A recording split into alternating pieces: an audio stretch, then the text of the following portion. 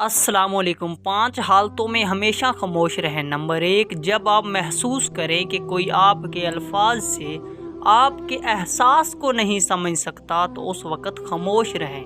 Number 2، جب آپ نہیں جانتے کہ کیا کہنا ہے، آپ کو اپنے خیالات اور مخصوص پہلوؤں کے بارے میں علم پر شک ہو تو اس وقت بھی خاموش رہیں۔ نمبر 3، جب کوئی دوسرے شخص پر تنقید کر رہا ہو تو آپ کو اس قسم کے منفید کا حصہ بننے کی ضرورت نہیں، اس وقت بھی خاموش رہیے گا۔